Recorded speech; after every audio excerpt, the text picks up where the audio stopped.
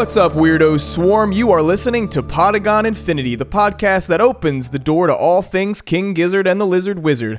My name is Joe, and I like soup. My name is Spencer, and I too like soup, and that's a good thing too, Joe, because we are talking Gumboot Soup today. That's right. Last time we talked about black hot soup, so why don't we keep with the theme and the season? It's starting to get a little cooler out going into the fall in our part of the world, so it's soup time. Yeah, it's soup time, and we're excited to get into this one. It is, by the way, going to be our first venture on the show into one of the King Gizzard Smorgasbord albums, if you will. This is obviously a collection of songs from different recording sessions. A lot of these songs were originally intended for other albums. Some of them just didn't end up fitting and got scrapped, and others were just more standalone projects that didn't necessarily have a home before this album. So this will be an interesting challenge and exercise for us, and as always, looking forward to getting into it. Yeah, I think it's going to be fun. You know, after we've already done, all the albums we've done so far have all had connected themes or concepts, and so it's just going to be fun to jump into something that's just, like you said, a smorgasbord. I like that word.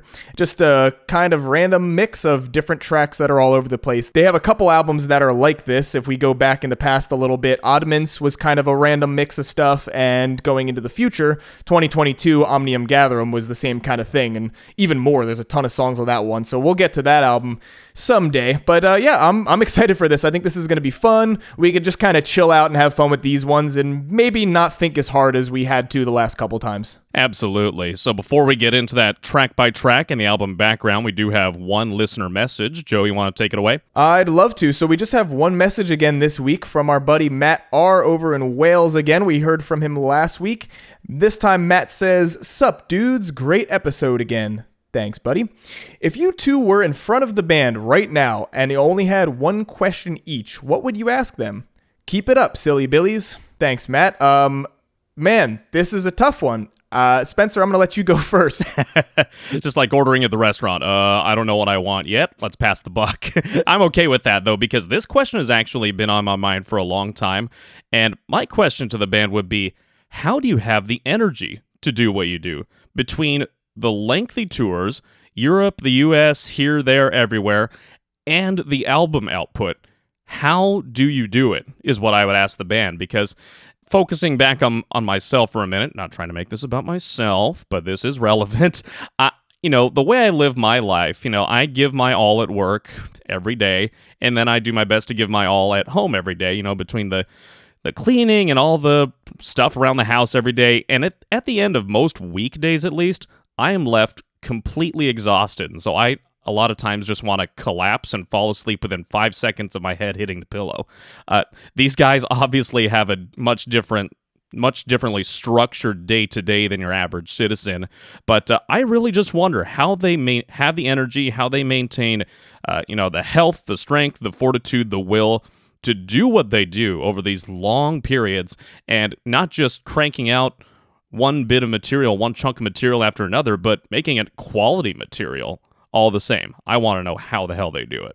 That is an excellent answer, Spencer. I've definitely thought the same thing plenty of times with how hard these guys work. I don't know how they do it. But if I had to ask them just one question, I'd probably have to ask them something related to how they write and produce music so much, because I am also a musician on a much smaller, non-professional scale, of course, but I'm in a band and we write stuff and we're trying to, put a first album together and all of that. And so I think, if anything, I'd have to ask them for some sort of advice related to writing and making music.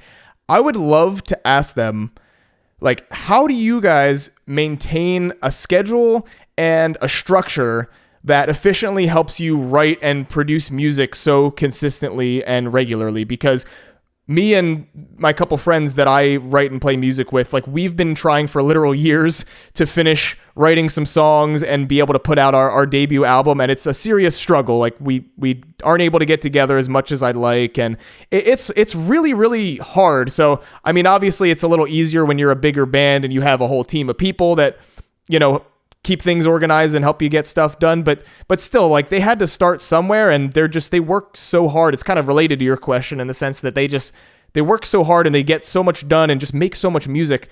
I'm just trying to make one album here, so how do you guys do that? But I would ask what would be their kind of advice in regards to that.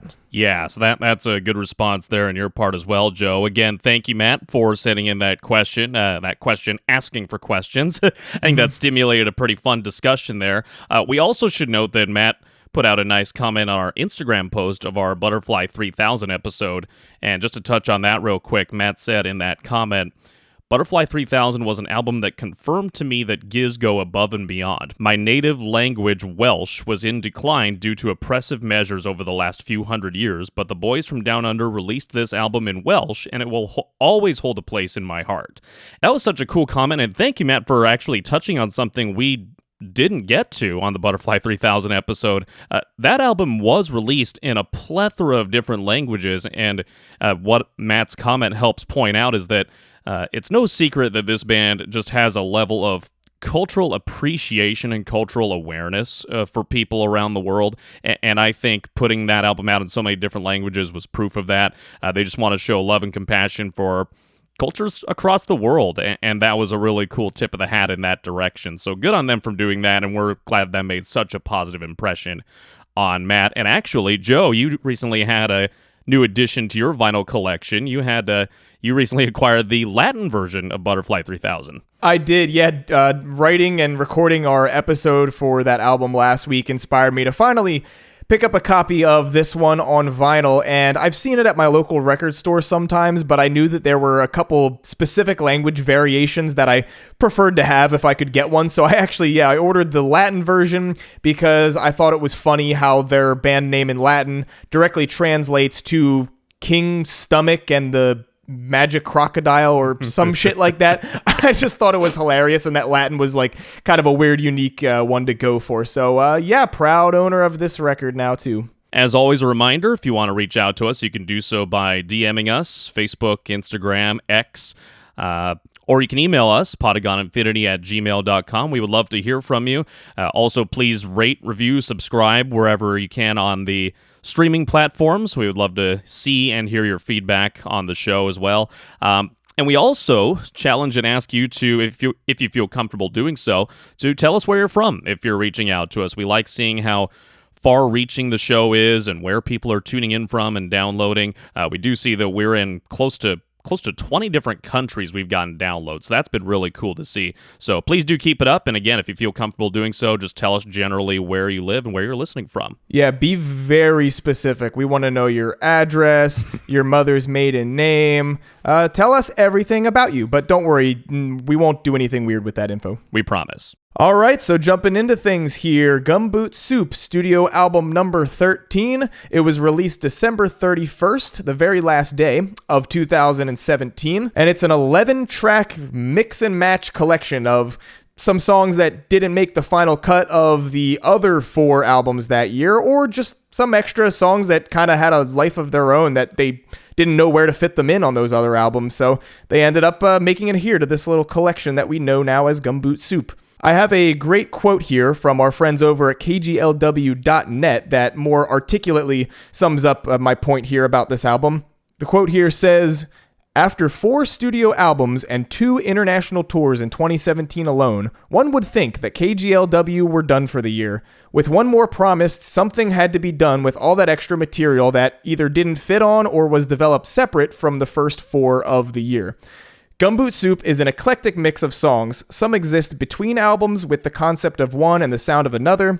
Others simply too good to rot in the vault waiting for a future project to fit into. Don't be fooled into thinking of these as B-sides. Gumboot Soup is the high-quality culmination of the insane project to release 5 studio albums in 1 calendar year, arriving just in time in the last days of December." So this album, as you said, Joe, was released on New Year's Eve of 2017, December 31st, and originally when I saw that release date, I wondered if the band were just trolling people, where they promised ahead of time they were going to drop 5 albums in 2017, and they were like, let's make them wait to the very last minutes of the year 2017 before we drop that last one. But actually, upon further research, I realized that Stu was actually still working on this around Christmas time. So there is that to keep in mind, but despite the relative hurriedness that I speculate at least might have been a part of the production of this, as you touched on that quote from KGLW.net, this does not just feel like a slapdash collection of B-sides. These are fully produced, pretty fully fleshed out tracks, pretty much from top to bottom all across the album. It's also interesting to note that with this being the fifth and final release of 2017, prior to Gumboot Soup, this was the order of release of the previous albums in 2017. Flying Microtonal Banana came in February, followed by Murder of the Universe, Sketches of Brunswick East, and then Polygon Dwanaland, the latter of which came out on November 17th. So they did have to space that out a little bit, theoretically, from Polygon Dwanaland to Gumboot Soup. Still find it endlessly funny that Gumboot dropped on December 31st, but this album, this collection of tracks, definitely does have little hints of what could have been or what could have ended up on other releases from the year 2017, and we will get into that a little more deeply on the track-by-track. Also interesting in what was mentioned in that quote, though, Joe, was the mention of some tracks that had concepts or maybe stories behind that would have fit onto one album but had the sound of another album. So songs sort of falling between albums. That's something I never thought of. So that's an interesting perspective to maintain, I think, once we get into the track by track shortly. Yeah, I didn't give that any thought before either. I think that is really interesting. And because of all of this that we're mentioning about, some of these songs being potentially originally intended for other albums or having the sound or vibe of some of them, I think it'll be fun to try to categorize each track into one of the albums, at least either by the theming and the lyrics or the sound of it. I think if we can, some of them definitely stand on their own. So we'll get into that as we go song by song, but I think that'll be fun. Definitely. And to touch real quickly on the album artwork, Joe, I'm curious to hear your thoughts on the cover art. To me, this looks like some old comic book art with splashes of color. You can see, obviously, beige is the predominant color across the album art with a lot of black lines and black shapes. One of the first thoughts that entered my head was almost like a decolorized Cloudy with a Chance of Meatballs situation, or like some old Disney property, something or other. Those are the best ways I can sort of put words to what this album cover looks like. What are your thoughts on it? Yeah, I think you're not too far off. I think it has the sort of goofy, cartoonish style that Jason Galea is so good at. He has so many different art styles that he can pull off on different album covers and just the band's artwork in general. But this one definitely hits with his kind of old school cartoony kind of style that he's really great at. So yeah, I think you are onto something there. I do love this album cover. All right, folks, let's get into the track by track, the real meat of the episode and what this show is all about. Let's listen to track number 1 and go to the casino for some beginner's luck.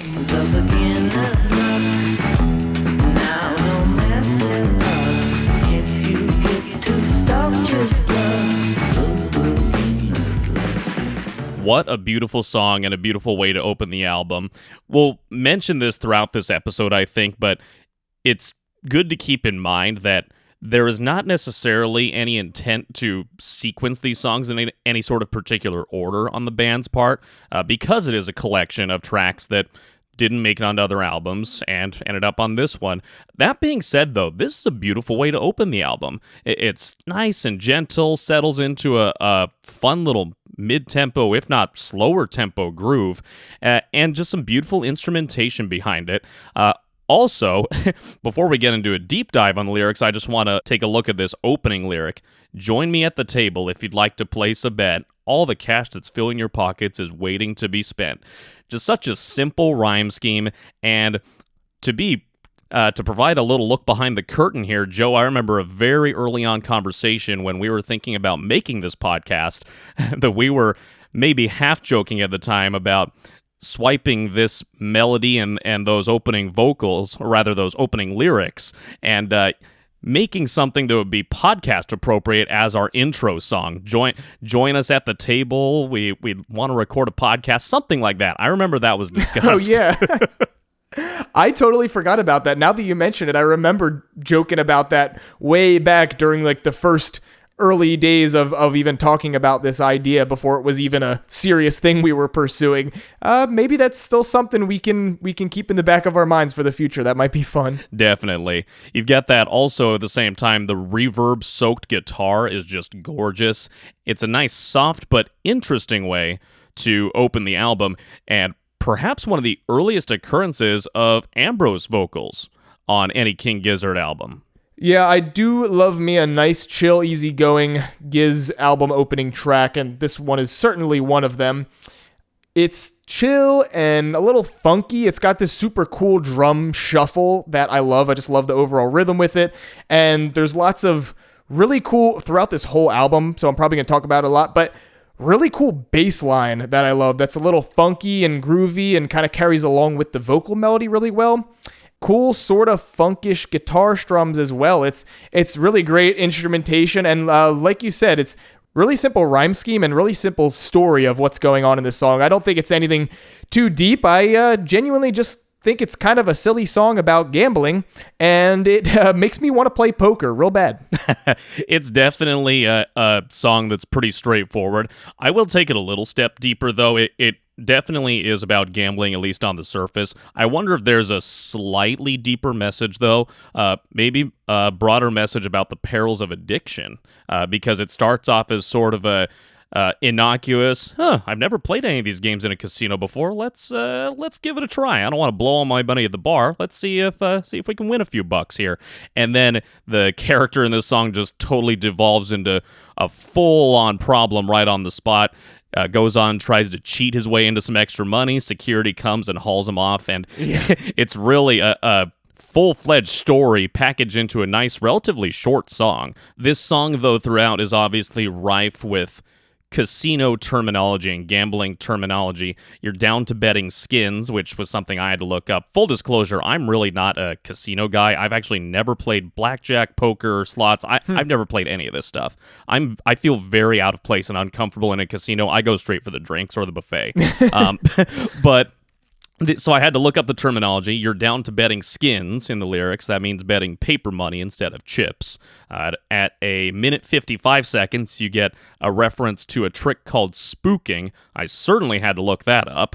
And so, courtesy of LasVegasAdvisor.com, spooking is a play where the player has an agent, referred to as a spook, positioned behind the dealer, most often seated at another blackjack table on the other side of the pit, which enables the agent to view the dealer's hole card when the dealer checks for a blackjack. The spook then signals the player at the table with the hole card information, so that player may play his hand accordingly. So basically, you got a buddy somewhere hiding out, but trying to take a peek at the dealer's cards and then flashing the signals to you. So it's cheating, and it leads to the main character's demise in this song. And even though there's a little bit of goofiness, a little kitschiness to it, it's kind of a reminder like, hey, cheating doesn't pay. Don't do it, buddy. Yeah, I've played poker a little bit. I used to have friends over my house and have some drinks and sit around almost till the sun was coming up playing some cards, but we never really played for money. It was just kind of fun. I've never played in a casino, but I will heed the warnings of this song and not try any funny business while I'm in there if I ever do play for real in a casino.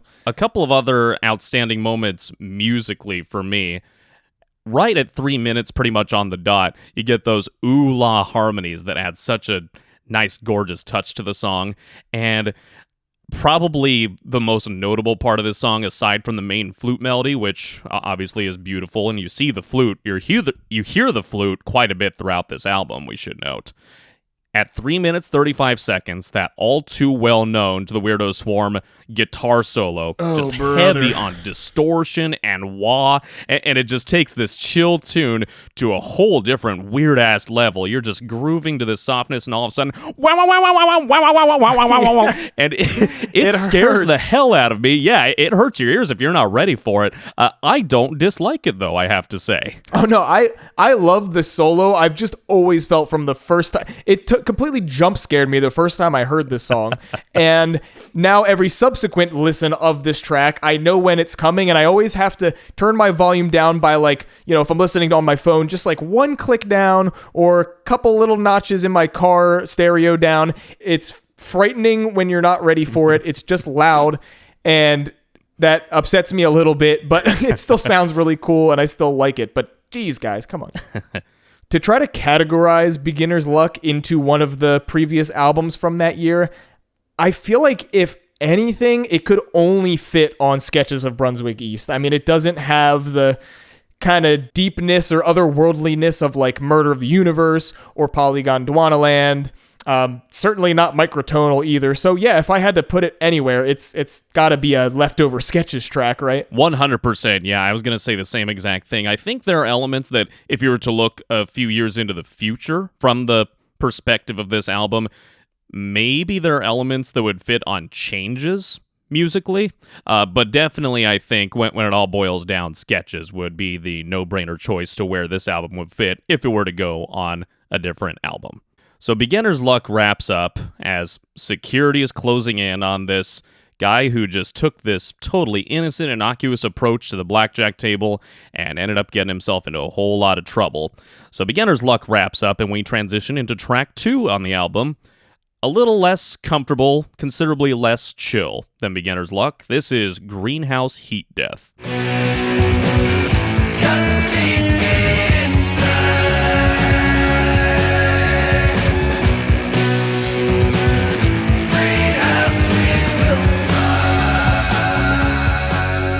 Okay, Greenhouse Heat Death, the obligatory angry song about climate change. This is a good one, too. A total vibe switch from the opening track there. Right off the bat, you are being told, like, hey, remember, this album is not one sound, is not one concept. It's a bunch of random shit. So right off the bat, we're going to throw you 2 very different tracks. And so this one, in contrast, has a much darker tone, much heavier with both the instrumentation, and we're getting that low, raspy Stu voice, which we've come to know and come to be familiar with after eventually getting some of their heavier albums later on down the road from this one. Yeah, he really croaks out the vocals, and I think croak is an apt word to describe the vocal approach here.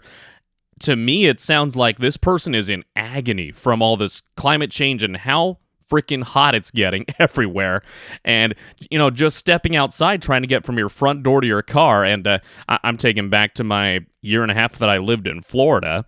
I don't know if you, the listener, have ever spent a day in Florida in July or August, but forget about it.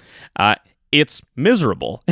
And this is, of course, speaking to a world where climate change is just wrecking everything. Of course, as Joe mentioned, the obligatory climate change track on the album. And maybe not the only one either. Yeah, maybe not the only one. Certainly not the only one. But Stu does such a good job in his vocal approach at communicating the discomfort, the despair, the agony of it is so hot and I am dying. I'm literally going to die as a result of this. Musically, you get a little taste of the microtonals here. And I wonder if you want to jump into this at this point in the discussion on this track, Joe, maybe flying microtonal banana sessions? Some of the scales and the key of the music that they're working in here definitely sounds like it. So yeah, I think if anything, this could very much fit onto Flying Microtonal Banana, although I also feel like it's a little heavier than some of the other stuff on that album. So I still, in a way, think it stands on its own. But yeah, if anything, maybe Banana. As I said, pretty heavy, clear message about the environment here, climate change, right in the name of the song, Greenhouse Heat Death. I don't think this is a bad thing. Obviously, we talk a lot about how a lot of their music is about this stuff, but I don't have any issue with it. I mean, if you're going to have any big recurring message throughout your whole discography, environmentalism is certainly a meaningful one and not a bad one. And on this podcast, we do believe that climate change is real and that it is bad. Definitely. And there's a continuation of effective ways in which Stu lyrically communicates the severity of all the damage and the discomfort that all remaining life is facing in this world created in the song. My house was blue, beautiful too. Come meet me inside, greenhouse we will fry. And skipping around a little bit, but after the guitar solo, heat death, bake rot, torrid, char crop, heat death, hard yoke, sea flames, smell smoke. Those couplets just painting pictures of you see this, and you see this, and you see this, and so on and so on. It just paints such an effective picture of, yeah, it all speaks for itself, what is happening and what has happened already. I skipped over the guitar solo, though, in what I just said. This solo really rips, and the way it's played, the notes that are played, to me, evokes the images of those heat waves radiating off the asphalt as you look into the distance. And at the same time, you've got believe the rhythm guitar or the second guitar, whatever the case may be, has the wah pedal going. So it's just these layers of sound that just contribute to the feel and the aura of this song beautifully. Yeah, I think it does add to the feel. It sounds kind of frantic. It's kind of fast. It's like wailing, and it's like, oh, please, somebody help me. Oh, we're burning, we're dying. It just, I don't know, something about it adds to the overall feel, and I think the lyrics you pointed out as well are a perfect summation of what this song's all about. It's pretty clear. So, since the earth is already so hot and frying, we might as well take a barefoot walk through the desert. This next song is called Barefoot Desert.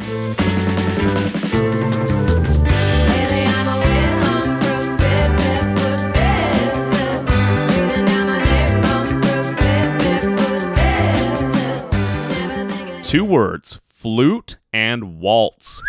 This is a nice mashup here in this song of the nice little flute melody. We were Sloots for the Flute a couple of episodes ago on Paper Mache Dream Balloon, and we get another tantalizing taste of that here on Barefoot Desert, where you also get the aforementioned waltz beat during Ambrose's vocals. And yeah, Joe, this is an interesting one, and I think it might be easy to sort of shoehorn it into, okay, this could have gone on to Paper Mache Dream Balloon because of the flute, and I don't think it would be entirely out of place on that one, but you know, I don't want to jump to conclusions too much on where this would fit, but what are your thoughts on that? Yeah, this is another really nice chill track. It's got this mega funky bass that I actually kind of want to learn. There's a lot of great bass lines on this album I've already mentioned a couple times, and this is certainly one that stands out to me. Really cool, like you said, a waltz, a 3/4 kind of waltz time signature that's, just kind of sounds like you're stepping or dancing your way across the desert, burning the hell out of your feet. If we were to categorize it anywhere, this is one of the ones that stands out to me that's kind of weird and kind of just has a whole sound of its own. I mean, you mentioned maybe like Paper Mache or something it could live on, but if we're going to stick to just the albums that came out in 2017, I don't know, maybe Sketches again? It definitely doesn't sound like anything from any of the other albums. It's not as dark or proggy sounding as like Murder of the Universe or Polly. Certainly not microtonal. But actually, there is one thing about it that does remind me of Polygon Dwanaland, which is, just right in the title. Barefoot Desert certainly makes me think of Deserted Dunes' Welcome Weary Feet. And if you were barefoot in the desert, your feet certainly would be weary. So I don't know. Maybe there's a Polly connection there. That's kind of all I got. There could be, and at least as far as the title connection that you just drew there, Joe, that did remind me of the same track from Polly. But yeah, this one maybe does stand on its own a little bit more aside from the flute. This song I read somewhere, and here I go again. I read something somewhere months ago about this song and didn't think to jot down the source so that I could attribute it properly, but I'm just going to go forth with it. This mystery source, I promise I'll try and find you someday and then go back in and reattribute you somewhere. Somebody said that this, this is all about feeling unprepared in various life situations. And of course, the word unprepared is right there near the top of the song. Lately, I'm aware, unprepared, barefoot desert. The waltz drum beat is playing in my mind as I recite these lyrics. Breathing down my neck, unprepared, barefoot desert. Even the title of the song, Barefoot Desert. Who the hell goes barefoot in the desert? It's stupid. It's not smart. Right. Wear some sandals, Ambrose. Damn it. But damn it, dude. That's supposed to communicate just somebody who's just either not taking the time to prepare themselves for different situations, or maybe is just having one of those rough stretches where life is kind of catching up to you and it's hard to stay prepped for what might be hitting you next. And that's really the gist of it. Never think ahead, unprepared, barefoot desert. Yeah, I really like what you had to say there about that. I originally, writing down my notes for this, I didn't have much of a deeper concept or meaning behind it. I was kind of just thinking maybe this is one of those just kind of fun, imaginative, maybe it was supposed to be pieces of storytelling and more literal for like a bigger connected story or something.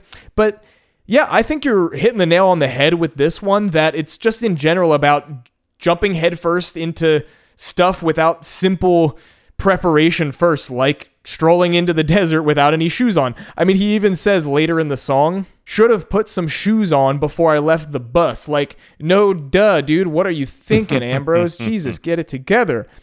But yeah, I think in general, it's just kind of about, I don't know, maybe rushing through life and jumping into things without simple preparation or thinking about it ahead of time and then realizing how dumb you are and suffering the consequences after the fact.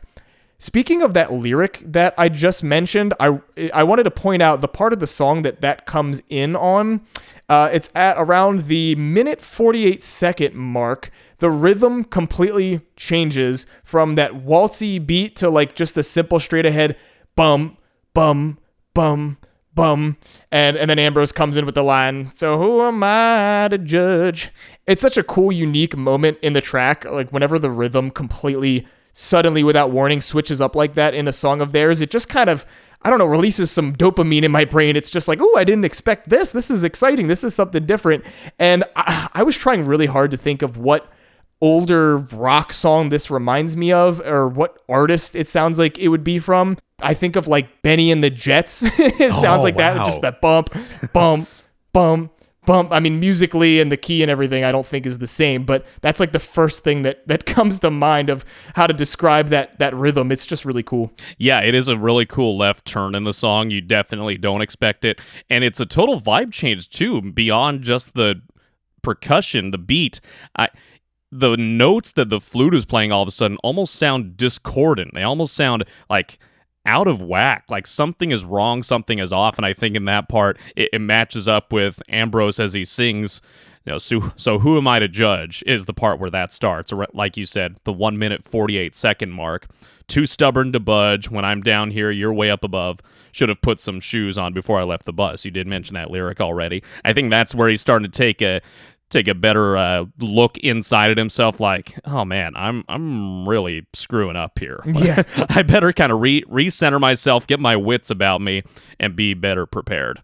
But later in the song, about 3 minutes, 9 seconds, we're back to that original flute melody, and I love the arrangement choice here, where they decide to just totally isolate the flute. I think you hear a little bit of tape hiss underneath the flute, and it just gives it that nice retro feel, and you just hear that beautiful doo-doo-doo-doo, isolated without any other instruments under it for that brief moment. It's a nice little refresher, bringing the song back to its original refrain. Yeah, it's just like a classic, come full circle moment, return to the beginning of the song, and end it out, and I think that ending and the way it wraps is just perfect for this kind of track. Well, after 2 tracks now relating to heat and feeling very uncomfortable in said heat, let's cool off a little bit. Let's dip our toes into some muddy water. I prefer the muddy water. I prefer the muddy water. I prefer the muddy water. I prefer the muddy water. So even if we are cooling off now and dipping into some water after that heat, the energy of this song would say otherwise. It's fast. We are jamming now. This is like the first track of the album where we're just straight up. I mean, Greenhouse Heat Death was a little heavier, but this one is like just a fast, fun, upbeat, jammy Giz song. I love it so much. Although it is an absolute jam, it's not really heavy or dark sounding like Greenhouse Heat Death was, and maybe like some of the other songs we're going to hear later on in this album. It's fun, kind of upbeat, kind of major key sounding for the most part. The lyrics are super catchy and fun to go along with. One of my favorites that stands out to me that's kind of silly is, so I'll jump into the river when you jump into the sea. I feel the hungry fishes come to nibble at my feet. I don't know if that's really painting much of a picture of what the song's actually supposed to be about, but it's fun, and just the rhythm and the speed of it are super cool. There are a lot of really cool standout things to me with this track and just the musical composition of it. For one, I wanted to point out the drums. So the entire rhythm is in 6/8 time signature, which is really fun and groovy and weird, and I love how that sounds. And the drums are doing this really cool beat where Cavs is like hitting the snare on almost every single beat. If you listen to it, you'll hear what I'm talking about, but it's just really cool, and it sounds like it would be kind of tricky to play along with live. And speaking of, they've actually played this song quite a bit on the most recent leg of the North American tour. They've been playing this a lot, a couple times mixed in with Bitter Boogie, which was really, really cool. Wish I could have seen that live, but there's also a little bit of flute on this song as well. It's not as prominent as some of the other tracks, but it's in there chugging along with the guitars, and it really just adds layers to this fun, upbeat, jammy-ass song. Yeah, this is a fun one, and like you said, it's upbeat, pretty sunny, and pretty major key sounding. I read somewhere, and here we go again. Start to take a shot, listener, if you're someone who enjoys such things. Maybe take a shot every time I say, "Oh, I read something somewhere months ago, but didn't think to attribute the source, so I don't remember where this came from." No, don't do that, or you're gonna die of alcohol poisoning. Okay, so scratch that part of it, but do realize that I read somewhere that this song is almost like an ode to off-the-grid living, and I don't know if I 100% agree with that, but it's certainly this character in the song is singing about, all these places where people like to go. There's the beach, there's the ocean. I'm not comfortable in any of these places. There's always something that I don't like about it. The sand on the beach is hot under my feet. The ocean is chilly. All those gross little fish are nibbling at my feet. I prefer the muddy water. He likes to be down by the riverside, away from people, just in his nice, cool, happy place. And hey, for some people, that's their jam. We don't hate on that. No, and I think, even though we said these songs aren't supposed to be connected in any way, I think it is great that this comes right after Barefoot Desert. I mean, we were kind of having fun with our transition into talking about this song, but like you said, I really think this song is about just finding solace and comfort, maybe off the grid or just away from people and busy city life or, society, whatever. And it also could have a little bit of that environmental tone of it too. Like, you're trying to cool off, you're trying to escape that heat like we talked about on like Greenhouse Heat Death and whatever. It's just about finding simple refreshment in nature away from, whether it's the changing environment or just the stress of daily life. I think it's got to be one of those two, maybe a little bit of both. Definitely. I have an idea, Joe, of which sessions this song maybe originally belonged to, and I wonder if you can guess which one I'm thinking of, which album I'm thinking of, at least when it comes to the verses in this song. I feel like just because of kind of the cool progressive nature of the rhythm and instrumentation of this track, I get a little bit of a Poly vibe. Are you on that track, or you got something else? Yes. I knew from the moment you said the word progressive, I knew that we were of the same mind on this. Okay. Yeah, it's something about the vocal register that Stu sings this song in. It seems to fit in very well in the Polygon Dwanaland world. Just sort of that mid-range sort of delivery, a little bit lower than that maybe. And it seems to mesh with some of the tracks on that album, and definitely a little bit of a proggy element to it as well. My suspicion is that this one might have come from the Poly sessions. Yeah, and if I have to make another lyrical connection without burning out my brain too much thinking hard about it, there is definitely mention of water and rivers. If you think of Castle in the Air from Polygon Dwanaland, it starts with the Leah Senior voiceover. Of course, we heard her so much on Murder of the Universe, and she made a small reappearance on Poly. And the first line that she says, I believe, is, "The river opened her mouth and spat into a vast sea." So, water reference? Hey, Gizverse confirmed. Why not? I don't know. Yeah, let's go with it. Couple other quick, just instrumental, cool moments on this song. It's full of them. One that I really want to point out that's interesting and kind of comes out of nowhere is at 2 minutes, 24 seconds, we get what sounds like saxophone and maybe some other brass and wind instruments just blowing along and kind of jamming out, almost sounding like it's in place of where a guitar solo could have been, but instead of going the typical jam rock song route of a guitar solo, they just get these really cool horns that kind of come out of nowhere, and it's a really unique moment, kind of a nice little break from the main lyrics and just the main parts of the song. And then at the end, we get this really cool call and response of the chorus between Stu and Ambrose. So Stu's doing the lower, "I prefer the muddy water," and then we get Ambi, "I prefer the muddy water." and it's just awesome. It's a lot of fun. I love when they do stuff like that. It just sounds like they must have been having so much fun recording it in the studio. Absolutely. I love the call and response like you do between Stu and Ambrose here. And that's always been a sing-along favorite of ours when we were still working together. And yeah, good pull on the sax as well. That is Stu on the saxophone on this track, credited actually on 4 different tracks on this album, playing the saxophone. Yeah, it is a pretty cool appearance here. Right during the solo section of Muddy Water. Yeah, it's really cool because the saxophone is not an instrument that we really heard on a lot of their music up until this point. It's something that we started to get more of in the future with albums like Ice, Death, that one, and Changes as well, I think had some of that. So definitely more in the future. It's almost like a little hint of what's to come with them playing around with new instruments. So Joe, Thursday, as we record this episode on a Friday morning, yesterday we were messaging back and forth, and I had mentioned to you that I got a new position at work. It's a promotion of sorts. I'll be working in a different department. I'm excited for the opportunity, but it's a really good position. Some might say a super position. I see what you did there.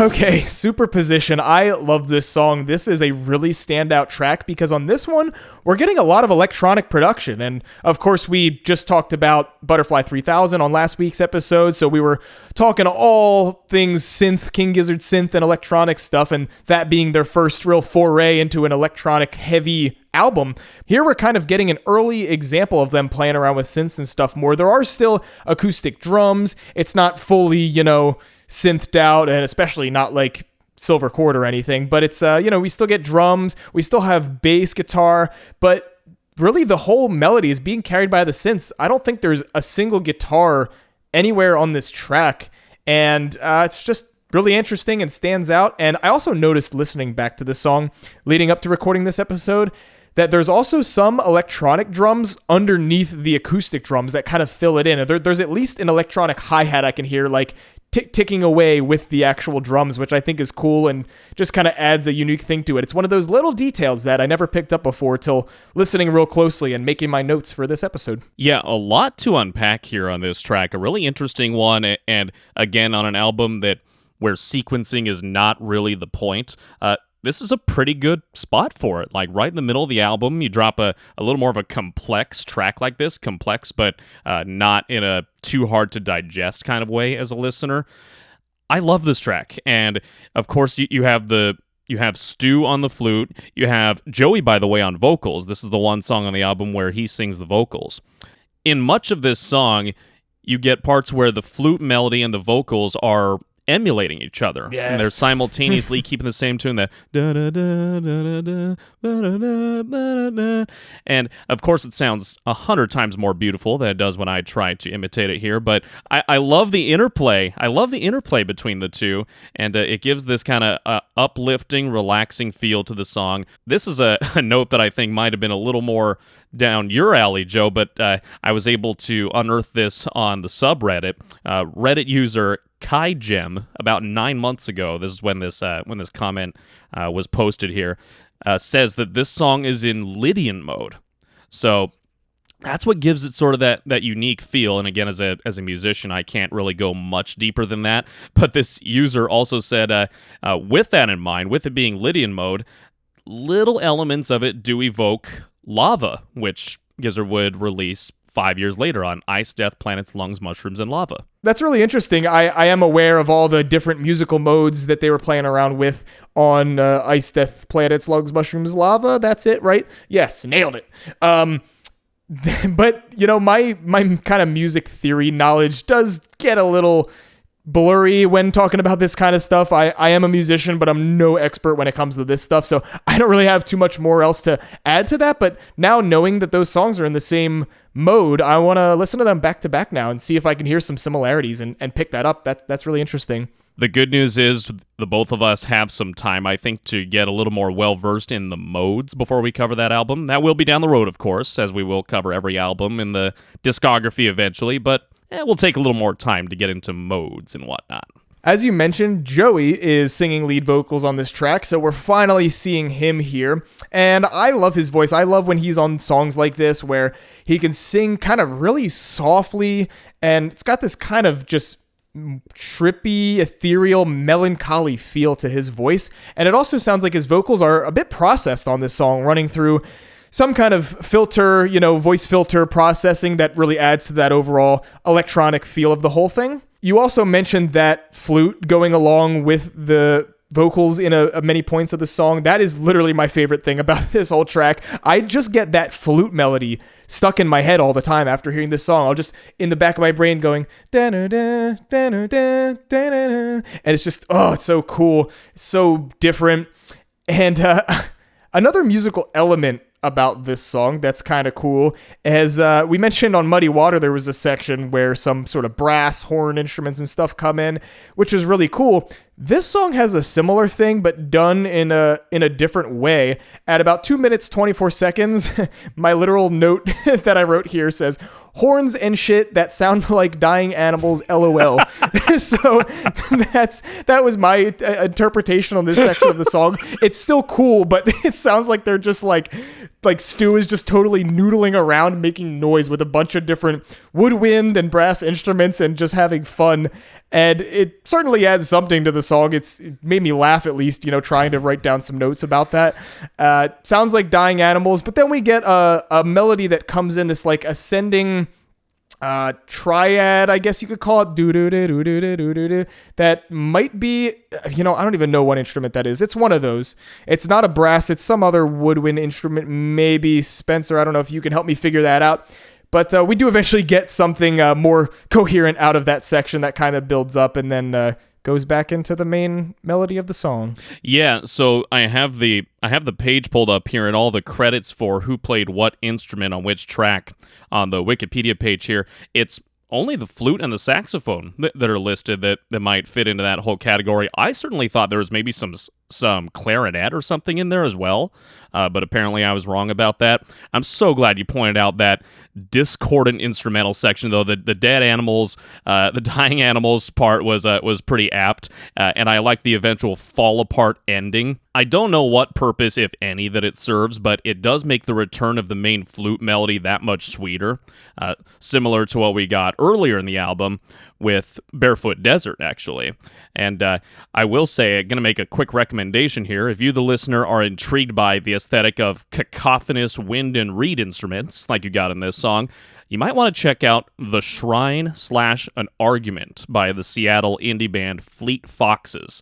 That was a song that I happened upon by total chance a couple of months ago. I was listening on my drive home after work, and the / an argument part of that title gives you a taste of what you're going to get, as it's like this interplay between these instruments where it sounds like instruments having a real nasty fight.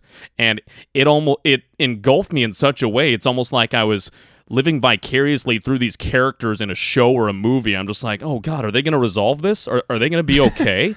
Are the horns going to be okay? Yeah. Talk about their feelings. Oh, the poor clarinet. Oh my God. But that's what that reminds me of. It's weird, it's goofy. Some may think it's out of place. I would certainly understand that. But on such an experimental track, it's, why the hell not? I mean, let's go here. Name another song off the top of your head that uses the combo of synths and orchestral instruments, like in this case, the flute and the saxophone. I think you'd be hard-pressed to find any sort of combination of those instruments in any one other song besides this one. Yeah, I'm sure they're out there, but as of right now, I got nothing. So let's just say this is the only song to ever do it. Yeah, why not? I also do want to touch on the lyrics and the potential meaning behind this song a little bit. This one was way over my head, so I had to consult our good friend the internet. And shout out to the website songtell.com. Quote, "The song encourages the listener to approach life with open-mindedness and embrace the unknown. The lyrics offer a reminder to think freely and independently, to recognize the inherent beauty of the world, and to accept a life of uncertainty without fear." End quote. I think that's as good as any explanation that you might come upon for this song. So that's my spiel on that. What do you think, Joe? Yeah, I think that's about as good as either of us could sum it up. This was kind of the one on this whole album that I had the most trouble with trying to think of the meaning behind. It's very abstract, very, very out there, and not as in your face with a physical, graspable meaning behind it that I could take. So I'm glad you found that there. Let's just go ahead with what that person wrote, and thank you to them and that website for having that information for us. By chance, did they mention anything about the lyric towards the end of the song where Joey says, "Drink the cum of life"? Because I can't not talk about that. We can't not talk about that. You're right. No, the website did not mention that, but it is definitely worth mentioning. I think that's such... You have to know your target audience, of course, but I think that's such an apt way and a funny way to say, enjoy all that life has to offer. Yeah, that sounds as good as we're gonna get. Let's go with that there, and leave it to Joey to write some shit like that. He seems like just the guy to come up with that sort of thing. It's funny, this is one of those lyrics where I've heard people online on the subreddit and different stuff mention or type out this lyric in comments and things as like an ongoing joke, because it's kind of one of those weird, funny, standout lyrics of theirs. And I actually didn't know for the longest time what it was from until getting back onto this album again a little while ago and listening to it. I'm like, oh wait, there's that thing. There's that thing everyone's been talking about. So, yep, couldn't get past it, couldn't not mention it, but that's towards the end of the track, and I think that's all I have to say about that. And that's all I have to say about that. Of course, if you're not interested in, quote, drinking the cum of life, you could just pour it down the sink. Let's check out track number 6, Down the Sink. City people's dreams don't let them look down the sinkhole in my kitchen basement. Down the sink, back and forth for the stream. The city is bleak, forget all your dreams. Down, Cookie. Cookie Dog gets the lead vocals on this track. This is his lone appearance of getting lead vocals here on Gumboot Soup. He also plays the Mellotron on this track. And this is a cool one, another pretty upbeat song, and feels real lighthearted, maybe some funky elements, some little goofy elements too. Tried to unearth some meaning on this song. This one was a little bit challenging for me, but to me, this just evokes kind of a slice of life sort of look at things. Paints a picture of some people in the world succeeding, but others are struggling just to stay alive. And I'm imagining the old aesthetic of cutting open a dollhouse or a diorama of like a house or an apartment or something, and you're getting a sort of a fly-on-the-wall look at people's lives. You get a look at some people who are thriving and having a great time. Things are going well for them. And Down the Sink, the title and, of course, a refrain in the song, that might evoke kind of okay, let's take a journey, let's transition, and maybe taking a little camera down the sink, through the pipes, through the sewage systems of the city, and then boom, you pop out the other end, and there's some poor person on the street who is unfortunately pretty down on their luck. And that's, I don't want to ramble on too long with this one, but that's just what the meaning of this is to me, at least, without getting into the instrumentation yet. Just sort of a slice of life. Yeah, on top of just the title of the song being Down the Sink, there's a lot of imagery of going through pipes and sewers and sort of things. And yeah, like you said, getting a look at different slices of people's lives and things, maybe. And this is pretty typical of Giz, but I feel like with the kind of upbeat, happy-sounding, chill vibe of this song, there's some darker lyrics that are a little bit sad-sounding. There's kind of a repeated section. I don't know if you'd really call it a chorus or what, I guess maybe, but there's this repeated line of the street is where people live, the street is where people die.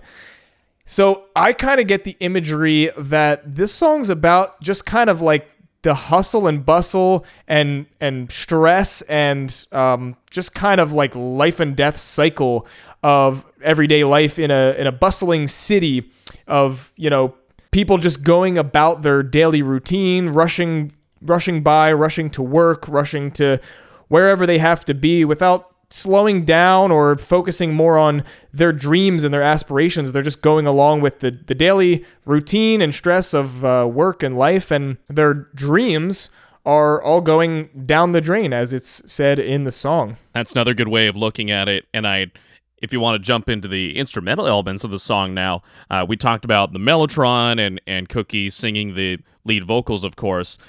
There's a standout element to the song is what sounds to me, at least, to my lay ears, the interesting time signature. As mentioned, I'm not a musician on any level, unlike Joe here, but I can tell when there's some sort of unique time signature going on. Pink Floyd's Money helped me out with that years ago when somebody pointed out. I thought it was an easy one to stomp your foot to, but nope, it's actually a tricky one. It's a little bit off kilter. I think this one achieves something similar because I was trying to tap my foot or my finger on the desk at work yesterday while listening to this album through, and there's something off kilter going on. There's something unique about this time signature. Just listening back to it, I think this one is in 6/8. It's kind of like a 1 2 3 4 5 6 1 2 3 4 5 6. So that's like how you would count along to it. Again, no music theory expert here, but I know a little bit about time signatures as someone that plays music and stuff.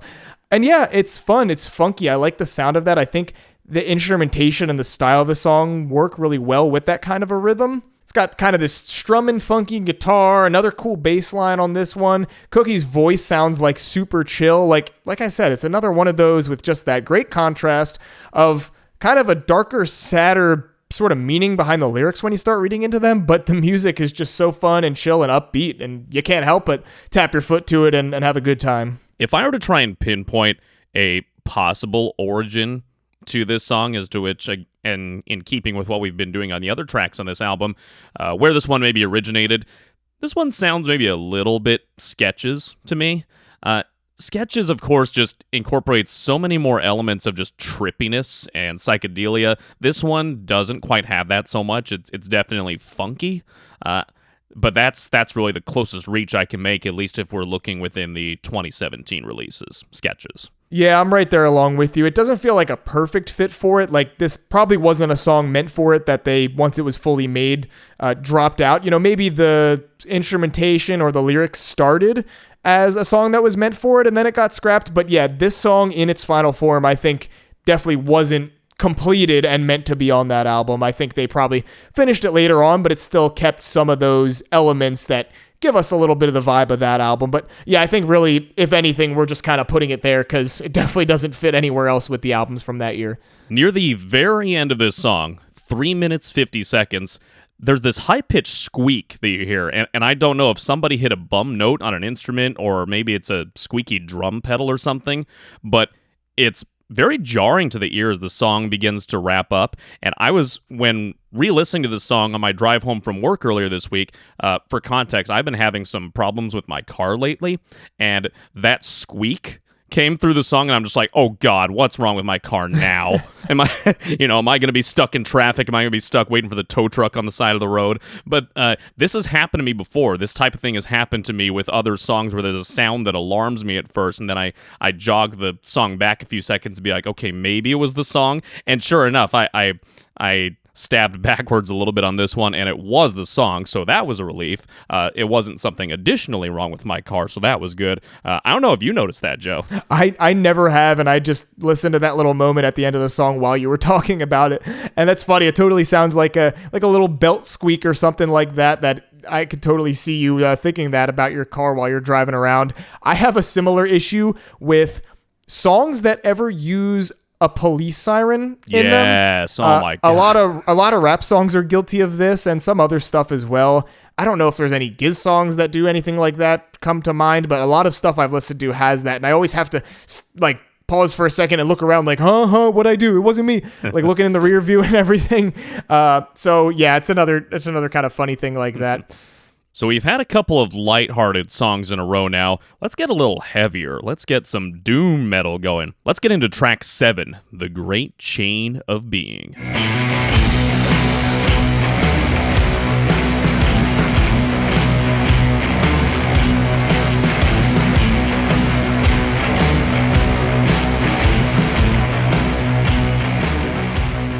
Ooh, I love this song.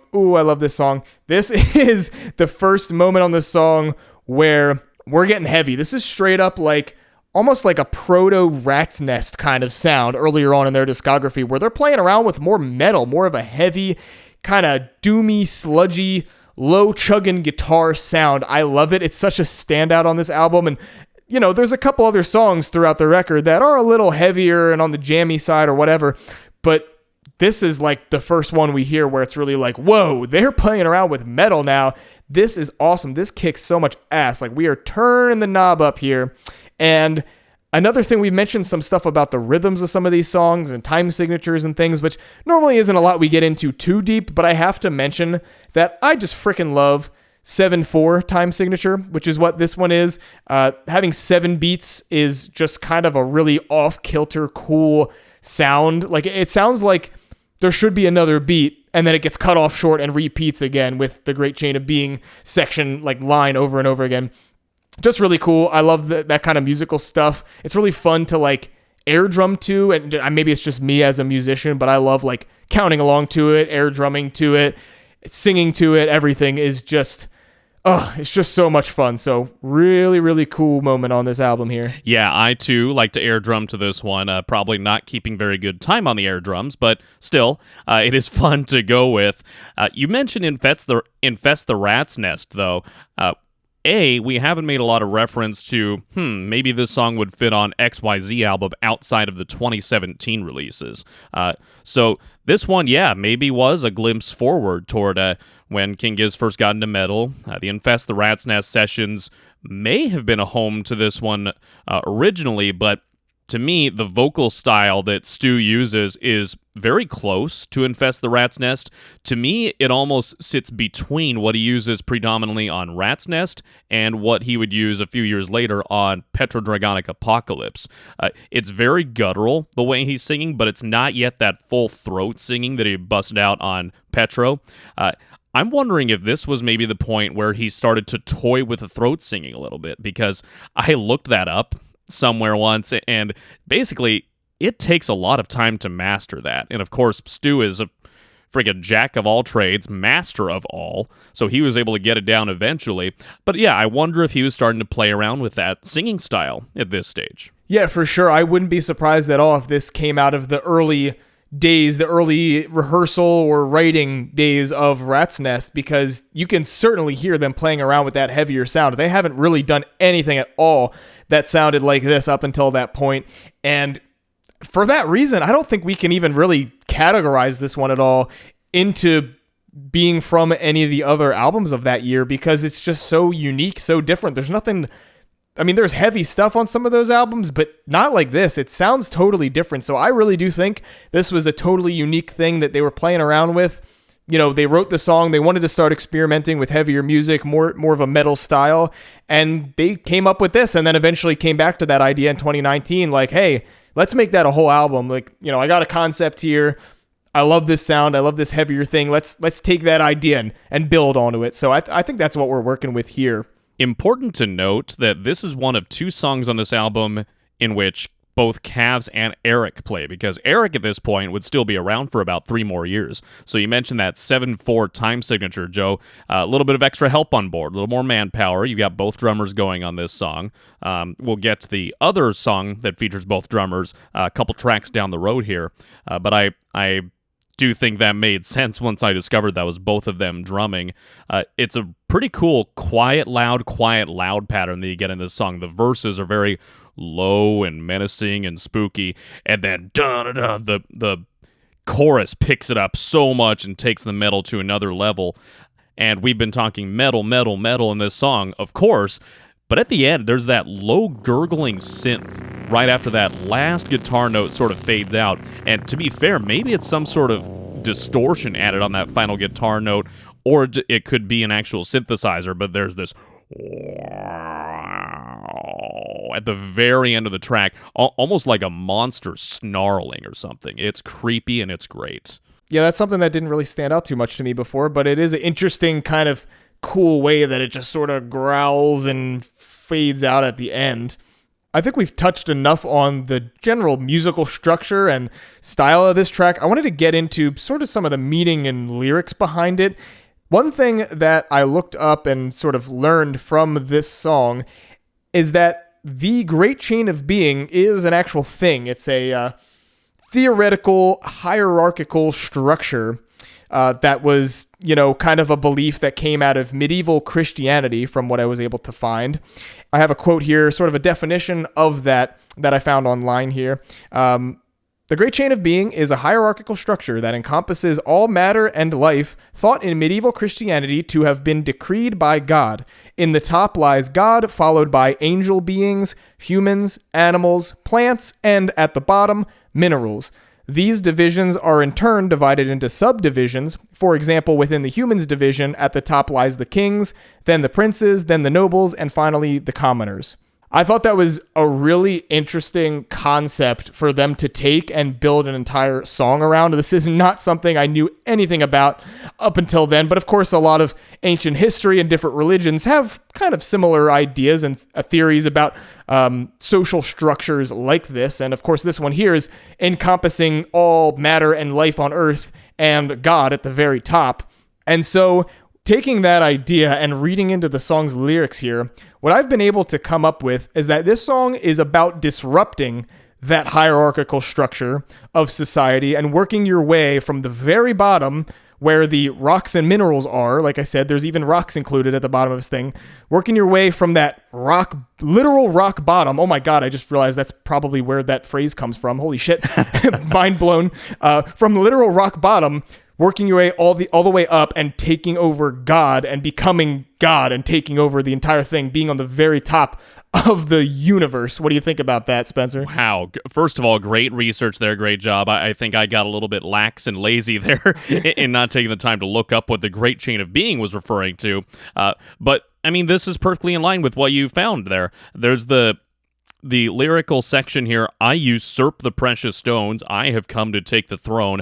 I transcend the natural flesh. I will lay your God to rest. The great chain of being will be unlinked to start again. So this entity, or whatever you want to call it, as you said, is a disruptor of the great chain of being, as those folks in medieval times knew it, and was just basically hell-bent on destroying it all and building it from anew in that being's way that it envisioned. So, wow, good pull there. Yeah, so I mentioned that rocks and minerals are at the very bottom of that, and so I was able to figure out, like, maybe that's where rock bottom comes from.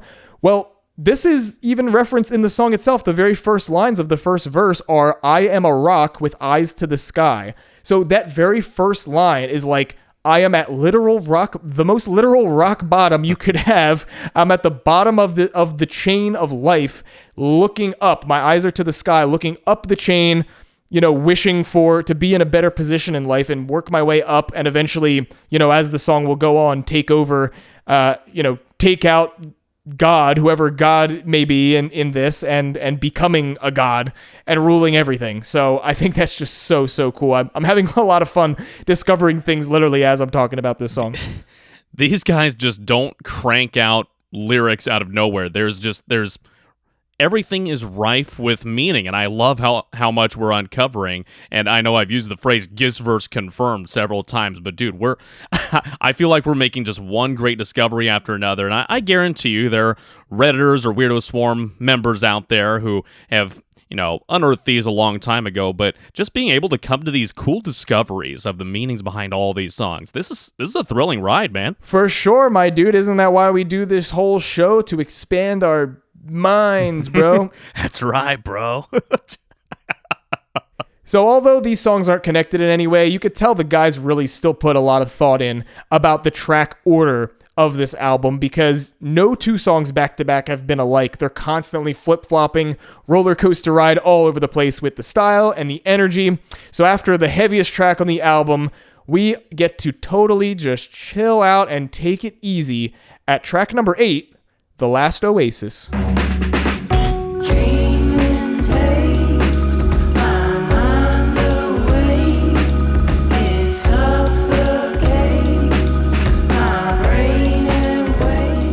Yeah, man, time to take a load off. The Last Oasis. This is a very Frank Zappa-esque track to me. You get a little bit of that xylophone or marimba sound. The album credits actually don't mention either of those instruments, so I wonder if it's actually the mellotron or a synthesizer replicating one of those instruments. But it is such a relaxing sound that that really sets the stage for what's such a nice, relaxing song altogether. You get just this dreamlike quality about the whole thing. And of course, we're coming off our Butterfly 3000 album discussion last week, in which we got a lot of that dreamlike quality. We got a little taste of it here on Gumboot Soup as well. And in this case, however, I'm going to try and make the point that I think the lyrics throughout the song are talking about dreams, maybe more as in daydreams rather than dreaming while asleep, because Butterfly 3000 by comparison was very much about transformation, going to sleep and then awakening, changing, metamorphosis. This just feels like escapism in the form of just letting your mind wander off and just kind of staring into space. You need those moments throughout the day, and the relaxing instrumentation of this just makes it so easy. I recall actually yesterday at work, this track came on and I was very consumed and very focused on my work, and I just felt my facial muscles kind of relax and my whole being just kind of let go of things for a little while. So this is such a nice tune, man. I think you're right on point there. I think this song is about daydreaming, and the speaker of the song basically explaining that their dreams or their imagination is the only place where they feel like they can really escape and find peace and forget about their real world problems. And certainly the instrumentation of the track really adds to that theme and that idea overall. It is very dreamlike, very relaxing and nice and comfortable, as you would hope that your dreams and your imagination in your head would be. Yeah, and not only the instrumentation, but also some nice production touches that add to that aesthetic. 2 minutes into the song, you get this lo-fi distortion on Ambrose's vocals and also just to the whole instrumental landscape. And it evokes kind of that lo-fi sound that you heard on Quarters, which we'll, of course, discuss at a later date, as well as maybe a little bit of which you would hear on Sketches of Brunswick East, released earlier this year, the year 2017, as we're discussing. And that whole, like, you get that psychedelic feel, that dreamlike feel just amped up to another level with that sort of, I don't even know what you would call this sort of distortion, but everything just sounds so muffled and muddled and murky, but in a way where you're just kind of letting your mind go, your eyes are glazing over. And then 1 minute later, almost perfectly 1 minute later, the 3 minute mark, everything clarifies again. Yeah. The sound is clearer, and it's a perfect sheen of a production style back to the way that it sounded in the beginning of the song. That's a cool choice, and those changes are accomplished in such a way that it just eases you in and then eases you right back out. Yeah, that section of the song, I think the effect or what's happening there that you were trying to explain is what you could maybe call a high cut or a low pass filter, where sort of the higher end frequencies are being cut and to make it sound muffled like that. So certainly that section of the song makes me feel like my brain airwaves are being suffocated, to reference a line that's repeated in the song. And man, isn't it such a breath of fresh air after that minute-long muffliness where everything clears back up and we get the full instrumentation and all the layers and clarity back again.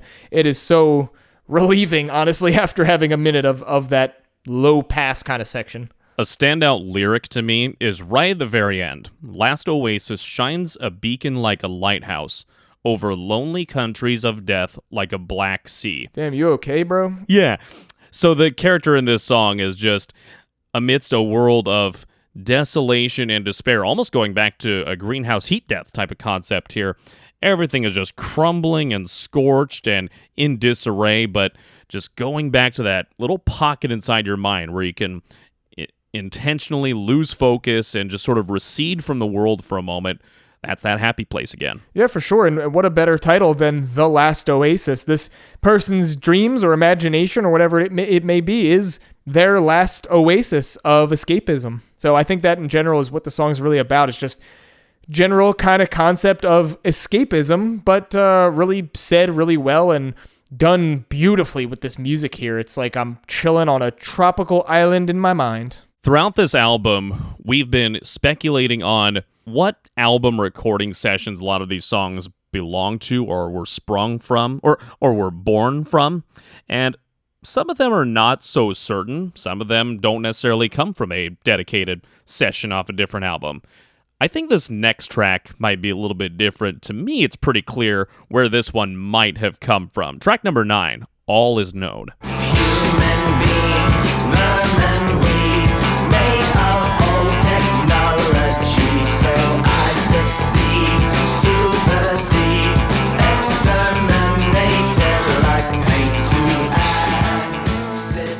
Yeah, I think this one's pretty clear where it might have come from right off the bat. The tone of that guitar, I don't know for sure, but it kind of sounds microtonal to me, like we were saying about Greenhouse Heat Death earlier. Kind of has that same sort of vibe, but heavy too. I mean, this is a heavy jamming track, maybe a little heavier than a lot of the stuff that we got on Flying Microtonal Banana, but certainly I think it had to have come out of those sessions, right? You know, I think you're onto something there. You're certainly not wrong about some of the qualities of the guitar there. And Joe, we've been in lockstep for so much of this discussion. However, I think we see things a little bit differently here. All Is Known feels to me like a Podagon Infinity cut. It just has something about the epic, energetic feel of it and the distorted "oh" that Stu gives right in the middle of the song. That just screams Podagon Infinity to me. And going back to what you said, I think that there are maybe some elements that would have fit in with Flying Microtonal Banana. But to me, no, Podagon Infinity totally takes the cake on my speculation on where this might have come from. You know, now that you say that, and obviously that's going back to the year before, 2016, so it's a little bit older, but I mean, that wasn't that long ago from when this came out, honestly, so it could be related to those sessions too. Listening to it again and hearing just the overall rhythm of it, the tone of the guitars and everything, it's a little bit more, I want to say more like produced sounding. It's less lo-fi and gritty than Podagon was. Very much has some of those elements, maybe kind of a weird hybrid baby between Podagon and Microtonal Banana sort of vibe. Yeah, very well could be. And also on this song, I'm going to note that 2 tracks ago, talking about the Great Chain of Being, we mentioned that Cavs and Eric teamed up on the drums for that song, and that was one of 2 tracks on this album featuring both drummers. This is the other one. All Is Known features both Cavs and Eric on drums. And to me, again, that's in keeping with the to me at least, the Podagon Infinity vibes on this track. But you do make a good point also in that it's maybe a little bit of a cleaner production, sort of a offspring, if you will, of the Podagon and Microtonal Banana sort of aesthetics. But this is really an interesting track, and it brings the energy right back up after we had such a relaxed, laid-back song on the previous track, The Last Oasis. This picks the energy right back up, and the album continues its big waveform, up and down and up and down. Lots of variety in the energy level from track to track. Yeah, definitely. This one does not lose us from that pattern we've been working with so far that we've talked about so much on this album. Getting into some of the lyrics and the meanings behind this one is also pretty straightforward to me. This song is from the perspective of a robot, or maybe a cyborg, which we've been familiar with from some of the other albums of this year, wanting to basically wipe out humanity and believes they are superior, they are the replacement, humans are weak, quote, "Human beings, vermin, weed, made of old technology, so I succeed, supersede, exterminated like paint to acetone, all is known." So I think that says it right there at the beginning. The lyrics through each verse just keep mentioning different things about how humans are weaker and they're, made of flesh and can die and are easily foiled and overcome. And this machine being is here to take over and be the new ruling species of our planet, perhaps. Yeah, a lot of interconnectedness here between that and the other robotic themes in the discography. You wouldn't think that perhaps this robot would try and destroy the world by means of vomiting, perhaps, would you? Oh, God, I hope not. God forbid. That would be... Robot, stop. Robot, stop, exactly. Hey, wait a minute. Hey, robot, stop. Wait a minute. Hey. Also, toward the end of the track, you get the lyric, "Digitize, cut the eyes from the king, and augment to the 4th cone." We also get the 4th something else earlier in the year 2017. In fact, very briefly before this album came out. Yeah, we're of course talking about the 4th color. We're kind of like drawing from all over the place of several different albums around this era of references and things. Maybe it's all in our head, but I don't know. The 4th cone, the 4th color, stuff about a cyborg, robotish kind of character.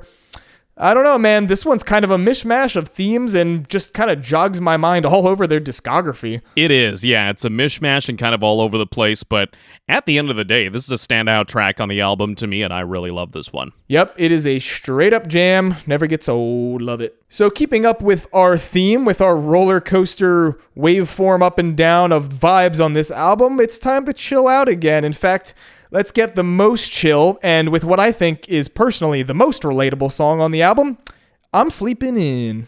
I'm sleeping in. I'm sleeping in. Ooh, I know it in my body. I need Relatable to you maybe, Joe, but not to me. I'm an early bird, and to me, sleeping in is like 8 a.m., and that's not an exaggeration. I'm such an early bird. I have such FOMO when it comes to getting up in the morning. If I have a late night out with friends and I get home at 1 a.m., I'm probably not sleeping until 9 or 10 like a lot of healthier people would. My body is waking me up at 8. My shift at work starts at 6, and my body just has a hard time letting go of that. So I will never fully know and appreciate, I think, what this whole sleeping in thing is all about. That being said, though, perfect intro to the song with that woozy sound. It's almost like your eyelids slowly fluttering open. Everything's still kind of blurry and disconnected, and you're just like, ugh. And maybe you're just extra sleepy and sleep deprived. Maybe you're hungover. Maybe you overslept. But whatever the case is, I think that those sounds that we hear at the beginning are such a perfect match for the feeling of, oh, no, I don't want to. No. The beginning of this song almost sounds like it could be, and I don't think it is, but it sounds like it could be like a sample of an old song on a warped old record, like slowly turning and getting up to speed on an old-timey record player. And it's kind of like warped and woozy and sleepy sounding. And the kind of the key of the song, the notes are kind of bouncing around and like winding up and down in pitch, almost like it's searching for the right key for the actual song to start, which I think is a really fun little weird way for the song to start. And I love when they do stuff like this. I think it's super unique and a fun way to get started with this track. Yeah, speaking of unique, also, we get Stu on the drums on this song. That's the only song on this album where that happens. Oh. And I think it does explain a little bit what I detect, at least, is a fairly simple drum pattern. The drums are far from Stu's first instrument. As we talked about earlier, he can play just such a wide array of different instruments, but pretty simple in the percussion section, at least from what I can tell. But dude, he's just putting himself all over this track and all over this album, and the whole band just does a good job of communicating the sleepy feeling. You get a dose of Ambrose's harmonica again on this track. It has almost this weary, almost a little bit sad feel to it, at least as far as the notes it's playing. And it contributes to that, yeah, I'm sleeping in, sorry, I can't get up yet. I'm just going to let myself bed rot for a little while before I can muster the energy. For real, yeah, I love those tremolo harmonica trills in between the repetitions of the lyrics, I need it, and I'm sleeping in. And like you mentioned, yeah, it's really simple, and it's a really slow song too, probably the slowest tempo-wise on the whole album. The drums are really chill and low-key. The bass kind of does this walk down, almost like it's kind of drowsy, like it's walking down lower notes, and then it goes back up, and then it goes down again. It's kind of like somebody fighting the sleep, like nodding off or something like that. And I think there really is just a lot of aspects about the musical composition that feel chill and sleepy. And like I said, it's, at least for me, and Stu apparently too, the most relatable song on the album. So I'm glad I see eye to eye with my buddy there on that. I would sleep in way more all the time if I could. Another one of those little dream or sleepy-like qualities of the instrumentation is we have this synth in here that's kind of like, sounds like chimes or bells. It's like these kind of ringing bell chimes that sort of dance around here and there between the other instrumentation. And I really wanted to point out the last 30 seconds or so of this song as it comes to an end. The lyric, I need it, is being repeated over and over again, like this guy is just begging for some extra rest, some extra sleep. Mm-hmm. And the pitch of the whole song and the speed of it slows down over the course of those 30 seconds. And it sounds like it's like just winding down, like that record is slowly stopping, coming to an end, and almost sort of emulating the feeling of somebody falling asleep, like he's saying, I need it over and over again. And he's forgetting about wherever he has to be that day. He's just drifting back off to sleep as the song winds all the way down. For as much credit as we give the band to crafting songs where the lyrics and the music intentionally don't match, and in many cases are intentionally at odds with one another to create an interesting feel, they are also adept, of course, at matching the lyrics and the music, and that's what they accomplish here. The music is sleepy, the lyrics are sleepy, and as you mentioned, Joe, a very effective ending to it where things just slow back down. And with the lyrics, they really don't try to reinvent the wheel. They keep it pretty simple here. And speaking of wheel, let's go to the last track on the album, The Wheel. We only sleep at the wheel that steers us into our future. We only fall asleep. Really quick, I just have to say that I'm Sleeping In, the last song, was the penultimate song of the album, the second to last one. We have to use that word every episode. Sorry. Anyway, The Wheel. What's this one about? In my experience, in many years of listening to rock music, my feelings on album closers are that in effectively sequenced albums, the album closing track goes one of two different routes normally. There's the banger, the hell yeah, what a way to go out. Usually something upbeat, maybe some shredding, some extra noodling, something real fast-paced that really amps up the listener. The other route is sort of the one that makes you go, damn. Sort of a pensive, usually lower tempo, introspective, something like that. This song is definitely of the latter type. This one has sort of elements of mystery, foreboding, maybe some fear, some depression. This is a dark song, any way you look at it, and there's a lot to get into here, and I don't want to hog the mic here, so Joe, I want to pass it off to you to give at least your preliminary thoughts on this one. I completely agree. I think this is kind of a unique way for them to end an album. They don't always go out with a kind of a feeling and kind of an uncertain feeling about them like this song does. I know we've mentioned so much throughout this episode the up and down roller coaster nature of this album, but the last track here is kind of an outlier where, you'd expect after a mega chill song like I'm Sleeping In, like the slowest song on the album, that we would get something upbeat, that we would go out with a bang like that, but this is kind of the one contradiction, the one exception to that rule, where this last song is kind of more serious in tone, I guess, is the best way to put it. Yeah, and in running with that, serious in tone, something striking about this song is you get Ambrose vocals in addition to Stu's lead vocal part, but this is probably the darkest and most sedate that we've heard Ambrose in any context in the King Gizzard catalog. He gets the parts, "There's help in need, seek to retreat," and "Shivering pilgrims climb the steeper."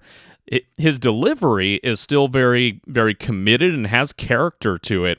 It has depth to it, but there's not that usual playfulness in his voice, and that's obviously on purpose in keeping with the whole feel of this song. So there's just dark and grim feelings throughout this song, and from what I can discern from the meaning of the lyrics, starting from the beginning, we only sleep at the wheel that steers us into our future. We only fall asleep willingly, the wheel that steers us into our future. Again, maybe a little bit of carelessness as far as how the care or lack thereof that we're showing toward planet Earth, or just a general lack of care for anything that relates to our future as humankind. There's a flippant disregard in this song for anything that plays a vital role in improving our future, whether our personal future or that of everyone else around us. And it's a very drawn out long message in this case. This is a 5-minute 37-second song. I'll be honest, this one feels a little longer to me than that. Not in terms of me disliking it or feeling like it's dragging on too much, but it's just so dense and so much to process that it feels like it like it stays around for longer than it actually does. Definitely. It's, like we said, a little slower, and it really just kind of builds slowly right off the beginning. There's a lot of words, there's a lot of layers to it.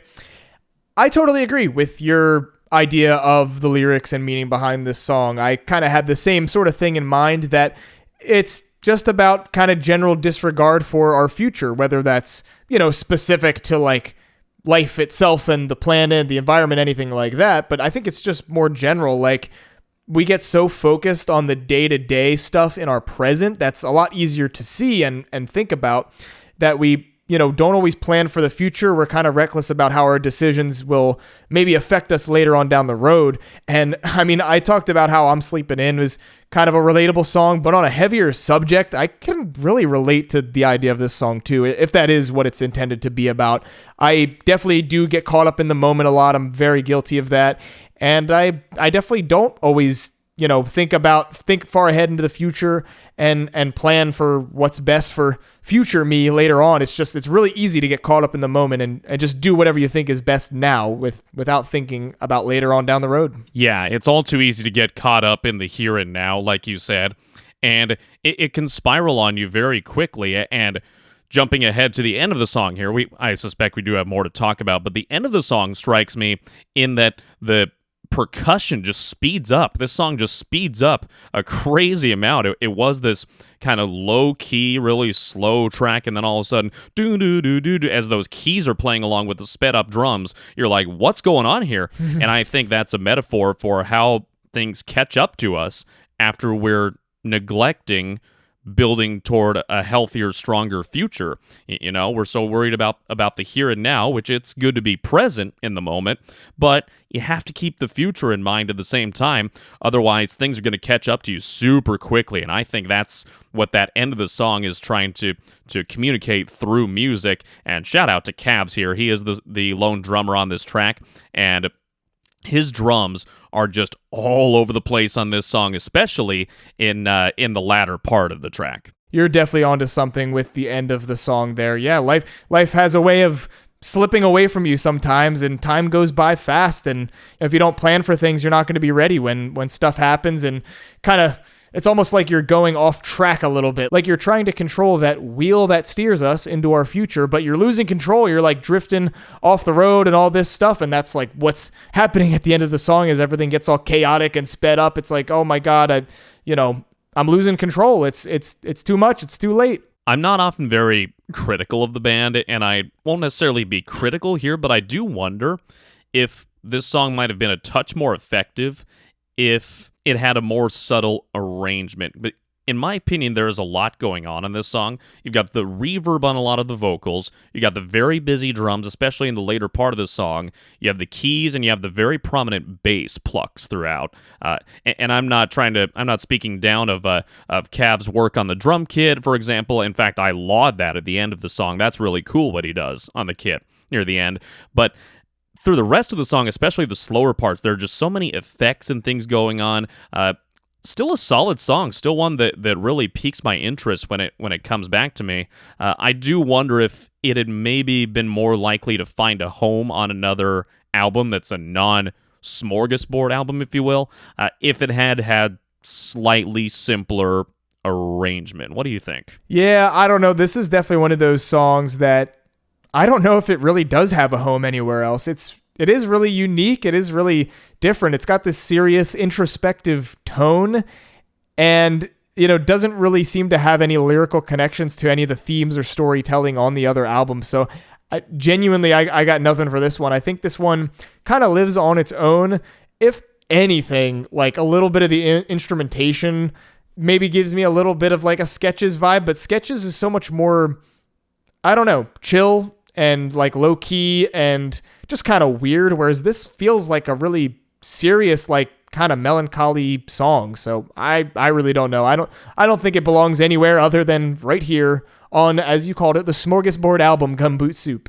Okay, so that concludes our track-by-track segment of the show. And it's now time to look at both of our top 3 tracks as well as our least favorite. Joe, let's start with you. What do you have for your top 3? All right, this time I actually wrote them down, and I'm still not 100% sure if this is right or not because this one was really hard. This album's all over the place. So many different styles and things going on. I really love them all. I decided to go with Muddy Water, The Great Chain of Being, and Beginner's Luck. This was really, really hard, but Muddy Water is such a jam. Great Chain is also a jam. I love the heaviness. I just bang my head to it. And Beginner's Luck was, it is the first song on this album, so it always stands out to me. And that was the first song off this record that I really listened to over and over again. Like, I saved it in my likes on Spotify very early on, hearing anything from this record, and just listened to it to death, like, just so much. So as much as I love a lot of the other tracks, had to go with that one for number 3. You threw me off there at first, going out of order of the track listing, which is okay. But, oh, yeah. But that did throw me off. But actually, we were 2 for 3 there. You were 2 for 3 in terms of matching mine. I have Beginner's Luck, Superposition, and The Great Chain of Being. So Beginner's Luck is just such a playful, coy, kind of tongue-in-cheek, let's see what this whole gambling thing's all about, and then, oh shit, oh no, I'm in trouble, oh, I screwed up. And it's just such a fun story within a song, and the instrumentation and just the musical feel of it all feel very mid-century to me. It feels like it would fit into a late 1950s, early 60s sort of, I don't know, almost vaudeville show type setting, or somebody's like singing in a lounge in Vegas or something, and fitting, of course, with the blackjack lyrical backdrop there. It just evokes a feeling of a certain time to me. The simplicity of the chord progressions and the simplicity of the rhyme scheme. There's just a carefree nature to it that I really appreciate. Superposition, we discussed its beauty when we were analyzing that track mid-show. I just can't dispense with that one. That one is an essential for me on this album, so that was a shoe-in for me. And, of course, The Great Chain of Being, you can't do without some doom metal, right? Oh, God, yeah. Yeah, I put Beginner's Luck last because that was the one I wasn't sure about. It was kind of a toss-up between that and a couple others. Superposition being one of them, actually, because I really think that is the most unique track on this whole album, and I do love it, so it was hard not to put that one up there, but it is what it is. At least we're 2 for 3 this time. Not as good as last week, but close. So now the clincher, what is your least favorite? Oh, man, I hate to do this to my good buddy Cookie Dog 69, but I went with Down the Sink. It's such a fun, upbeat song. So many of them are. But to me, it just doesn't have as catchy of a hook as some of the others do. So I'm sorry. It is what it is. All right. We're not friends anymore. God damn it. No, interesting choice. I wonder if that's a hot take that might rile some of the listeners up. We'll have to wait and see until this is posted next week. But I can understand your reasoning behind that, certainly. A little less of a catchy riff or a hook to it. My choice for least favorite was I'm Sleeping In. It has merit. It's worthy of some attention. We mentioned the wooziness of the sounds and just how well the lyrics and the musicianship match up with, okay, I'm sleepy, I don't want to get up, I can't do this. It's all well crafted, but to me, for reasons I don't know I can describe very much, it just doesn't hold up to others on the album. So I'm going with I'm Sleeping In. Damn early birds not appreciating the concept of sleeping in past sunrise. Hey, maybe that's it. Maybe it's just because I'm an early bird and I'm biased. How dare you? I never said this was an unbiased, Yes. but we never said this was an unbiased podcast. No. I would never dare.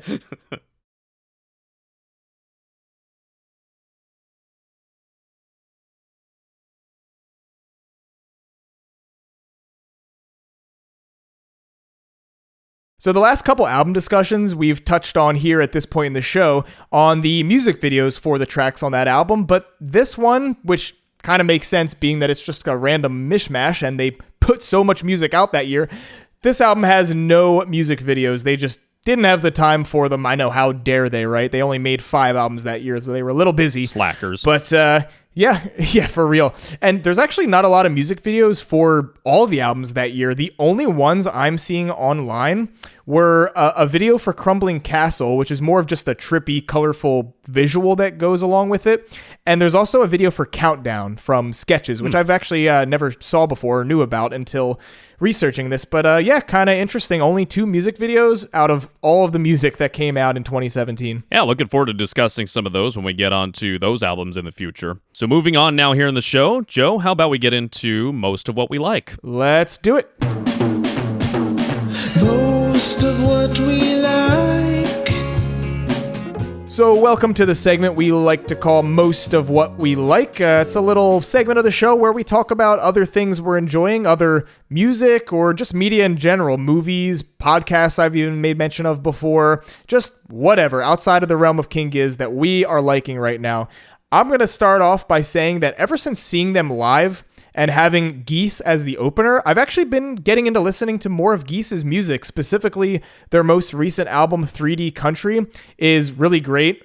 Some standout tracks for me that I really love from that, if you do want to check it out, are the opener, 2122, and Cowboy Nudes is a lot of fun as well. Just some really unique, weird stuff going on from that band. One other little musical thing I'll point out here is I'm a big fan of the mishmash Japanese, British pop group Kiro Kiro Bonito. I love them so much. Kind of a, I don't know if I can call it a guilty pleasure, because I do not feel any guilt listening to KKB and dancing and singing along in my car to their music. But they haven't put any new music out in a long time, but they have done a couple collaborations with other artists. Most recently, a track called The Situation, which was a feature with the artist MXM Tune, or I don't know if you're supposed to pronounce that a certain way. Never heard about them until the single dropped, but it's fun. It's like electronic, indie, girly, poppy stuff, and I just have a lot of fun with. And KKB always puts me in a great mood. I love them, and I can't wait for them to drop a new album. Cool stuff, man. Yeah, KKB I might have to check out a little bit of. Never heard of them until you mentioned them just now. And dude, Geese, get out. Get under. Get under. I love their freaking set. They put on such a good show opening for King Giz in Philly. And of course, as you mentioned, you got to see them in Detroit as well. Yeah, 3D Country is an awesome album. As for what I've been into lately, Weezer, and more Weezer. The Southern California Boys are one of my favorite bands of all time, and they're currently on their Voyage to the Blue Planet tour. The Blue album, which is their actual self-titled debut album from 1994, is celebrating its 30th anniversary this year, and in celebration of that, they've been touring in support of that, and it was just so fun to go to the Philly show last Friday, the 13th. Ooh, spooky. And to see all the fellow millennials and people of all ages, genuinely, but to see so many fellow millennials grown up after all these songs off the Blue album and beyond for them have just achieved the status that they have as the pop punk classics that they've become. It just did my heart good. Rivers still sounds great on vocals. That guitar was crunchy as hell at Wells Fargo Center in Philly. And it was a fantastic show all around. There were a couple of deeper cuts from previous albums that were a part of the set list, and I appreciated those. Amanda, my fiance, had to quiet me down a couple of times. I was getting a little carried away in my singing along volume various points during the show, but hey, these songs are so close to my heart, many of them, and I just couldn't help myself. So I had a great time seeing Weezer live for the first time. Keeping it Wheezy for my other item here on Most of What We Like, I want to plug a podcast that is not active at the moment, but they produced quite a bit of good content up until a year or so ago. That's the podcast Wheeze Talkin' Wheeze to Thee. WE''Z, an abbreviation for We Is, Talkin' Wheeze to Thee. It's patterned after the Adam Scott and Scott Aukerman podcast. They did Are You Talking You Two to Me? And the two guys who hosted, their names are Chris and Chris the Elder and Chris the Younger, fellow East Coasters. In fact, they're based up in Rhode Island. But I'm proud to say that they have played a huge part in my desire to start this podcast. They were actually a big influence on my podcasting style, at least from my own personal vantage point here, and they're exemplary of the personability and the excitement that I always hope to bring to Podagon Infinity week after week. So shout out to Chris and Chris on the Wheeze Talkin' Wheeze to Thee podcast. They're a couple of real funny dudes. Nailed it. That's going to do it for today's episode of Podagon Infinity, talking all things Gumboot Soup. I had a lot of fun with this one, and I hope you did too. So thank you for joining us. If you don't already, please consider giving us a follow on any of our social media pages, be it Twitter or X or whatever, Facebook or Instagram. And you can also send us a DM if you'd like on any of those platforms with any discussion topic requests or just general questions for us or anecdotes you have about the band. Or if you prefer, you can also email us, podagoninfinity@gmail.com. Also, thank you to everyone who recently rated us 5 stars or just rated us in general on whatever streaming platform you use. We really appreciate it. It helps tell the people out there in the world that we are worthy of more listens and that this is a high quality production here. So thank you very much for that. And if you haven't already, please consider giving us a rating of your choice. Hopefully 5 stars, but whatever. Just do it either way on whatever platform you use to listen to us if they do have a rating system or any kind of review section there that you can leave for us. So normally this is the point where we would mention which album we're discussing next, and the truth of the matter is we do not have an album selected yet. So if you'd like to reach out and suggest an album we should cover next, you can certainly do that, and we might make a decision from that, or maybe something will jump into one of our minds here sometime this weekend, and we'll crank out an episode for you next week, as always, but that is open-ended at this point, and Joe, this is a little bit different than how we usually do things, but we'll wait and see. May the wheel steer us into the future of the next episode. Hey, good pull once again.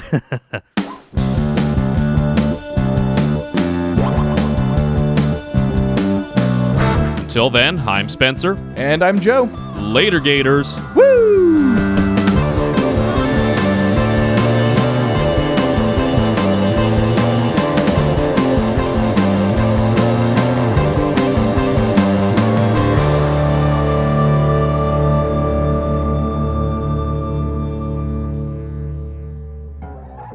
When I was doing the I prefer the muddy water Ambrose impression, I totally spit all over my damn microphone. We can't do any of these without our shitty impressions of the vocals. Hey, commit to the bit, right?